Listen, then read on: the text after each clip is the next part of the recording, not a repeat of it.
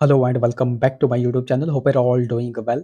तो आज हम यहाँ पर इम्पॉर्टेंट जियोग्राफी के क्वेश्चंस को डिस्कस करेंगे।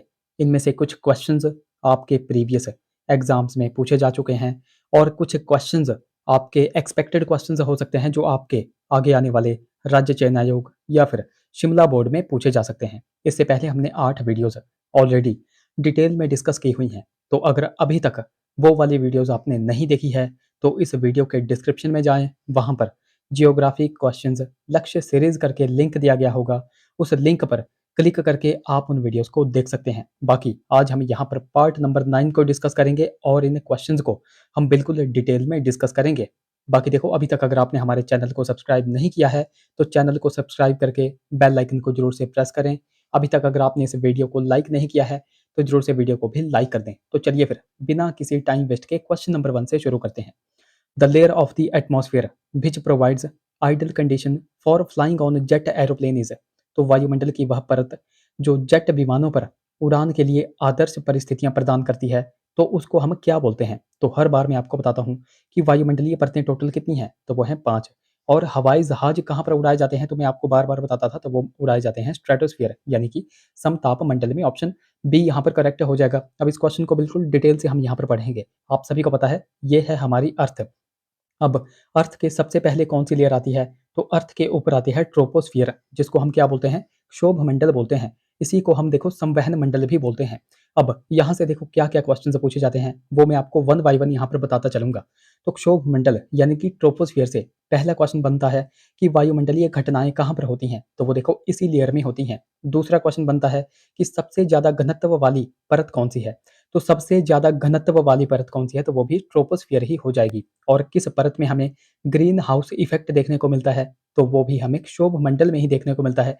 तो ये 3-4 फैक्ट मैंने आपको ट्रोपोस्फियर से संबंधित बताए। उसके ऊपर आती है स्ट्रेटोस्फियर, जिसको हम समताप मंडल बोलते हैं। आपके इसी क्वेश्चन में देखो क्या पूछा गया था, आपसे पूछा गया था कि हवाई जहाज कहाँ पर उड़ाए जाते हैं, तो वो इसी स्ट्रेटोस्फियर यानी कि समताप मंडल में उड़ाए जाते हैं। दूसरा क्वेश्चन यहाँ से बनता है कि ओजोन लेयर कौन सी परत में पाई जाती है, तो वो भी देखो समताप मंडल यानी कि स्ट्रेटोस्फियर में ही पाई जाती है।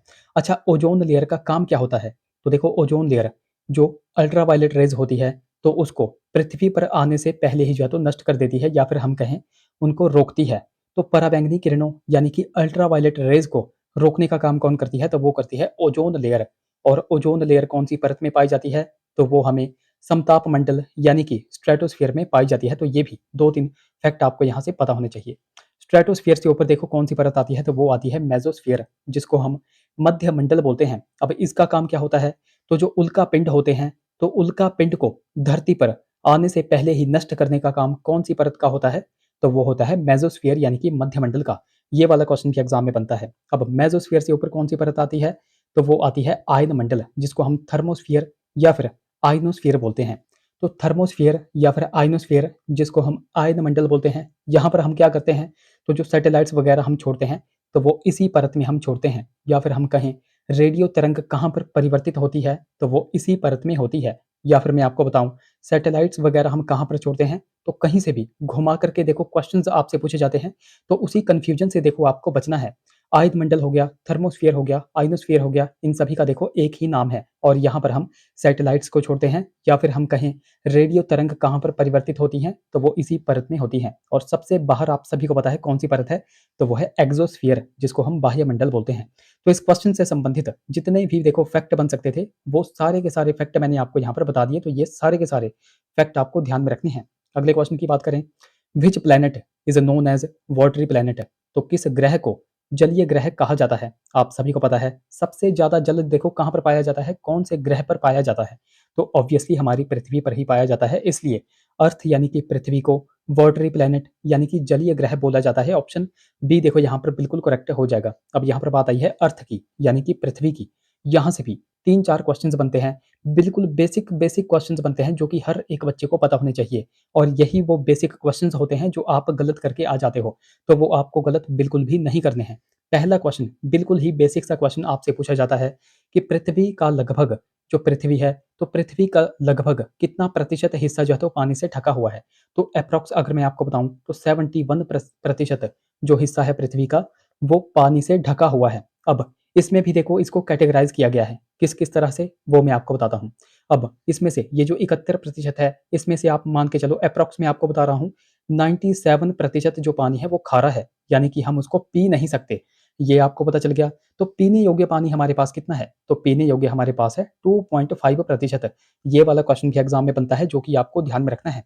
अच्छा ये जो हमारी अर्थ है, इसका आकार कैसा है? आकार आपसे बहुत बार देखो पूछा गया है जो कि आप गलत करके आते हो। तो इसका आकार है जियोइड प्रकार का। ये भी फैक्ट आपको ध्यान में रखना है। ये बिल्कुल टर्म ऐसे ही बनती है, ये टर्म ही आपको ध्यान में रखनी है। एक और क्वेश्चन एग्ज़ाम में बनता है, जो पृथ्वी है, तो पृथ्वी अपने अक्ष पर कितना डिग्री झुकी हुई है? तो पृथ्वी अपने अक्ष पर 23.5 डिग्री जो है तो झुकी हुई है। ये वाला फैक्ट भी हर एक बच्चे को पता होगा और कई बार हम सुनते हैं कि पृथ्वी की तरह किस ग्रह पर जीवन संभव है? तो पृथ्वी की तरह जो मंगल ग्रह है, तो मंगल ग्रह पर भी जीवन संभव है। अब मंगल ग्रह पर जीवन संभव क्यों है?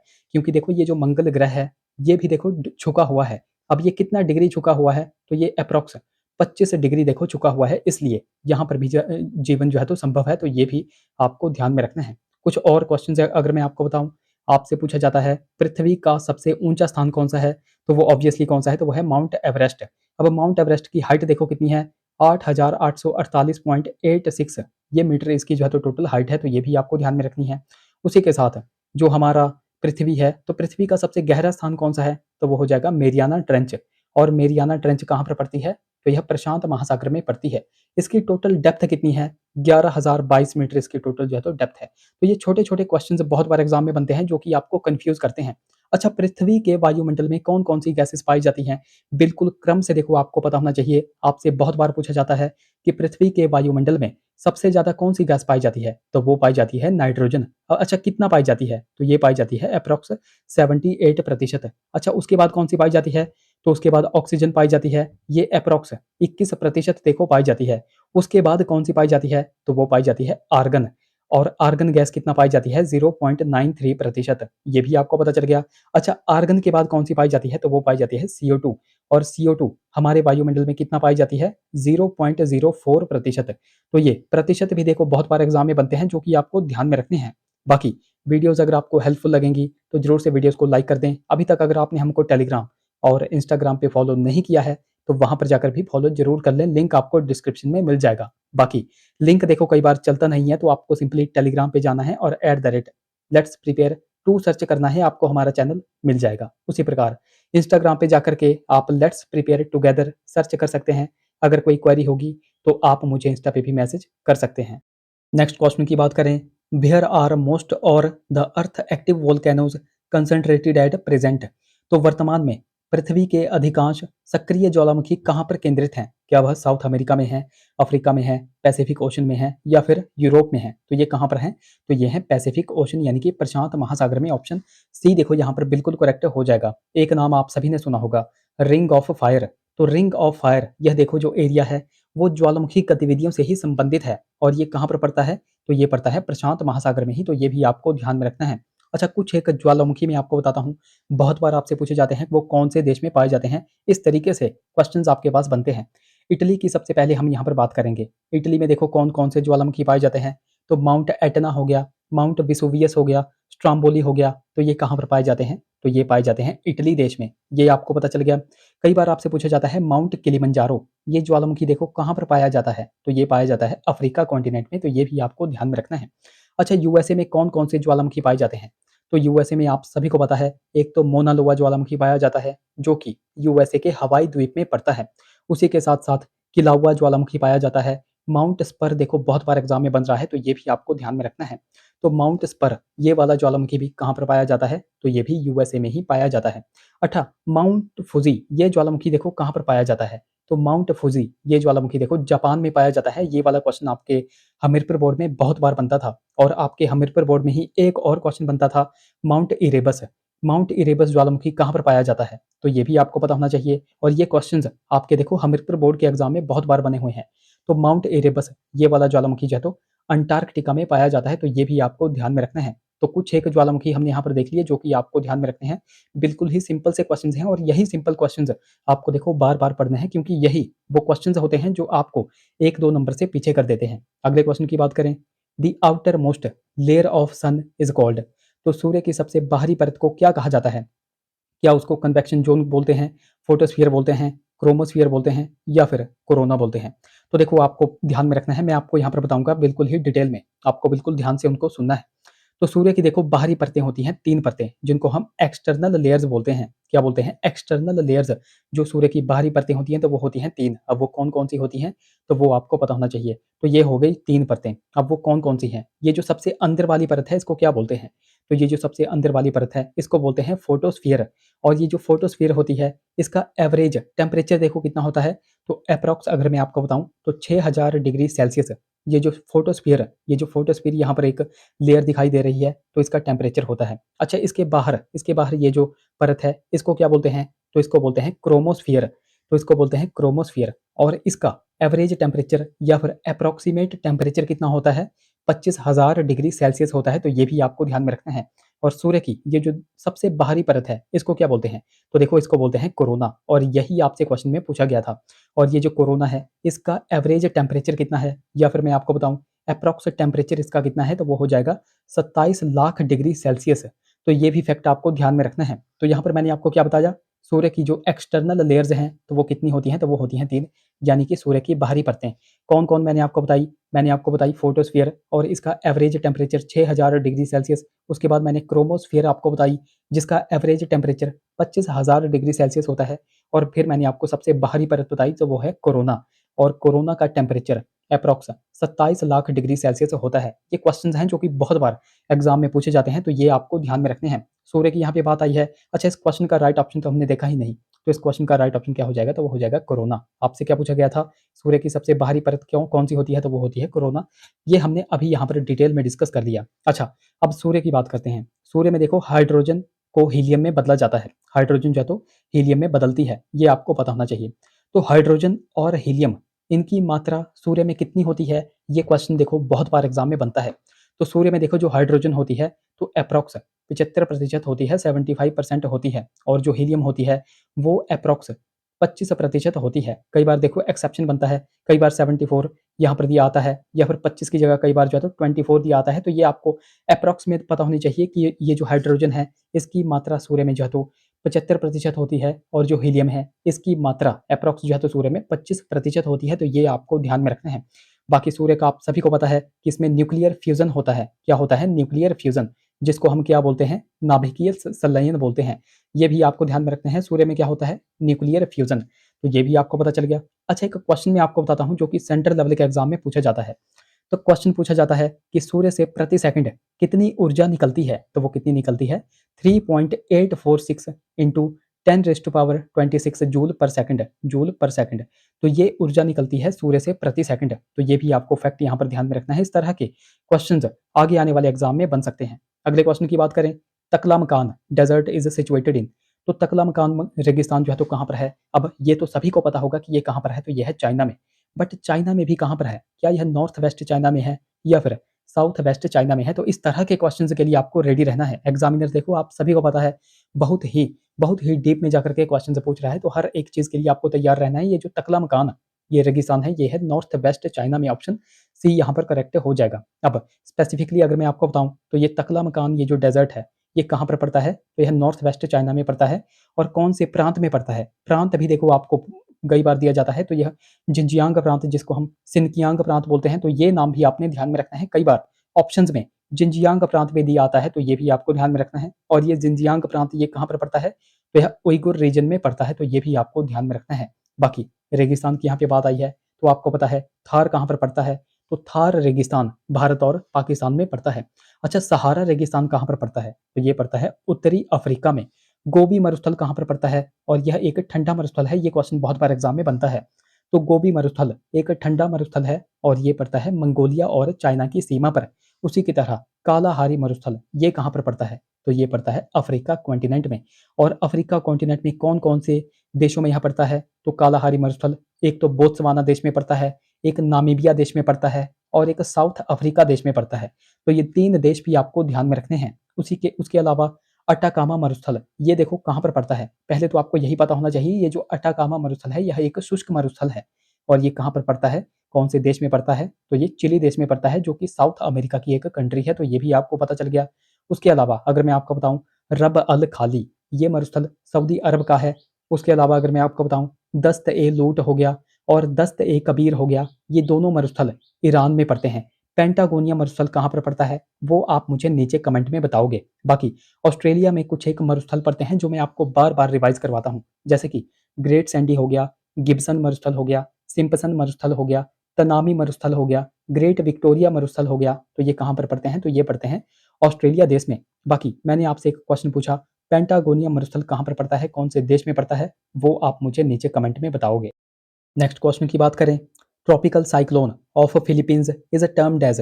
तो फिलीपींस के उष्णकटिबंधीय चक्रवात को क्या कहा जाता है, तो फिलीपींस में जो उष्णकटिबंधीय चक्रवात आते हैं तो उनको हम बोलते हैं बैगियो। ऑप्शन ए यहाँ पर करेक्ट हो जाएगा और ये एग्जैक्ट क्वेश्चन आपके हमीरपुर बोर्ड में ही बना हुआ था।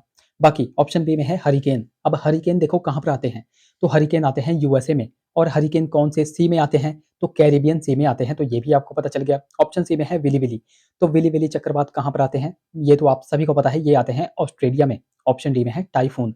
तो टाइफून कहाँ पर आते हैं, तो ये आते हैं चाइना सी में। कहाँ पर आते हैं, चाइना सी में। और एक मोस्ट इंपॉर्टेंट टॉर्नेडो। टॉर्नेडो देखो कहाँ पर आता है, तो ये आता है यूएसए में।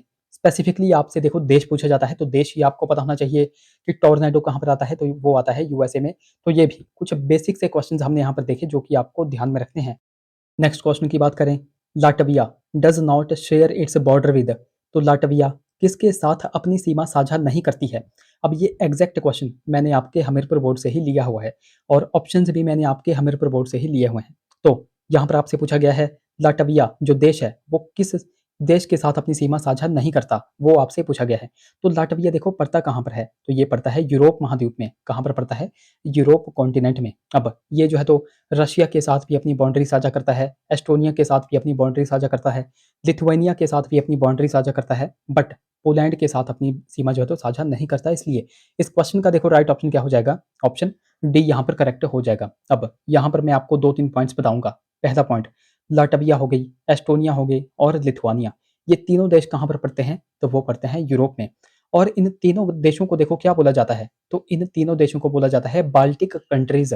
अब इनको बाल्टिक कंट्रीज क्यों बोला जाता है, क्योंकि यह बाल्टिक सागर के नजदीक पड़ती हैं।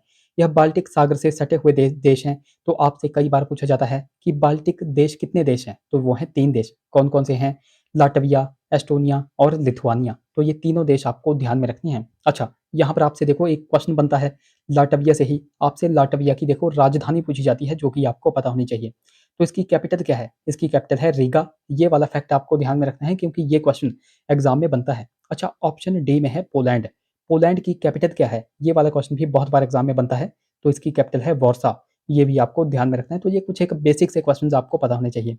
जर्मनी की कैपिटल क्या है, वो आप मुझे नीचे। नेक्स्ट क्वेश्चन की बात करें, Victoria Falls in Africa are located on. तो अफ्रीका में विक्टोरिया जलप्रपात कौन सी नदी पर स्थित है, तो नदियां आपके पास दी गई हैं, ऑप्शंस आपके पास दिए गए हैं। पहला पॉइंट आपको यहाँ पर पता चल गया, विक्टोरिया जलप्रपात है, ये जो विक्टोरिया फॉल्स हैं ये कौन से कॉन्टिनेंट में लाइज करते हैं, कौन से कॉन्टिनेंट में पाए जाते हैं, तो ये पाए जाते हैं अफ्रीका कॉन्टिनेंट में। आपसे पूछा गया है कौन सी नदी पर यह स्थित है। दूसरा क्वेश्चन यहाँ से बनता है कि ये जो विक्टोरिया जलप्रपात है यह किन 2 देशों के बॉर्डर पर देखो आता है, वो भी आपसे पूछा जाता है, वो भी मैं आपको बताऊँगा। पहले तो हम देख लेते हैं कि अफ्रीका में ये जो विक्टोरिया जलप्रपात है यह रिवर जाम्बेजी यानी कि जाम्बेजी नदी पर है। ऑप्शन सी यहाँ पर करेक्ट हो जाएगा। ये क्वेश्चन स्टार लाइनर क्वेश्चन है जो कि आपको ध्यान में रखना है। अभी मैंने आपको क्या बताया कि ये जो विक्टोरिया जलप्रपात है यह देखो 2 देशों के बॉर्डर पर पड़ता है। अब वो 2 देश देखो कौन-कौन से हैं, वो भी आपसे पूछा जाता है। तो एक तो है जाम्बिया देश और एक है जिम्बाब्वे देश। अब जाम्बिया हो गया और जिम्बाब्वे देश हो गया, इनकी कैपिटल बहुत बार एग्जाम्स में बनी हुई है। तो देखो जाम्बिया की राजधानी क्या है, ये भी बहुत बार एग्जाम में पूछा जाता है। तो लुसाका, ये देखो जाम्बिया की राजधानी है। उसी तरह जिम्बाब्वे की अगर बात करें तो जिम्बाब्वे की कैपिटल क्या है, तो वो हो जाएगी हरारे। ये भी आपको पता होना चाहिए। अच्छा, कुछ देश हैं अफ्रीका के जो जिनकी राजधानी आपसे पूछी जाती हैं, जैसे कि आपसे नाइजीरिया पूछा जाता है। नाइजीरिया की कैपिटल क्या है, तो वो हो जाएगी अबूजा। उसी की तरह आपसे इथोपिया पूछा जाता है। तो इथोपिया की कैपिटल क्या है, तो वह है अदीस अबाबा। अच्छा, यहाँ से मैं आपसे एक क्वेश्चन पूछता हूँ। तो क्वेश्चन ये है, घाना।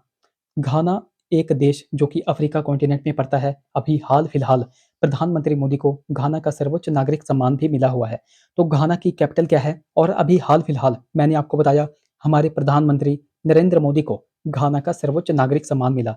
तो उस सर्वोच्च नागरिक का नाम भी क्या है, वो आप मुझे नीचे कमेंट में बताओगे। बाकी अगर आपको नहीं आता है, आपने गूगल पे जाना है या फिर बुक्स खोलनी है, सर्च करना है, सर्च करने के बाद आकर के इस वीडियो के नीचे कमेंट करना है। मैं आपको बार-बार बोलता हूँ, कमेंट करने से आपका ही फ़ायदा है। जो चीज़ आप कमेंट कर लेते हो, सर्च कर देते हो, वो चीज़ आप कभी भूलते नहीं हो। तो मेक श्योर कमेंट ज़रूर करें। बाकी इससे पहले हमने 8 वीडियोज़ ऑलरेडी डिटेल में डिस्कस की हुई हैं, तो अभी उन 8 वीडियोज़ का लिंक आप स्क्रीन पर भी देख सकते हैं। अभी तक अगर आपने वो वाली वीडियोज़ नहीं देखी है, तो उनको भी आपको ज़रूर से चेकआउट करना है। तो गाइज़ ये थे हमारे कुछ एक क्वेश्चंस। आई होप वीडियो आपको इन्फॉर्मेटिव लगी होगी। अगर वीडियो अच्छी लगी है तो ज़रूर से वीडियोज़ को लाइक करें, शेयर करें, चैनल को सब्सक्राइब करें तथा बेल आइकन को प्रेस करना बिल्कुल भी ना भूलें। तो चलिए मिलते हैं अब अगले वीडियो में। Till then take care.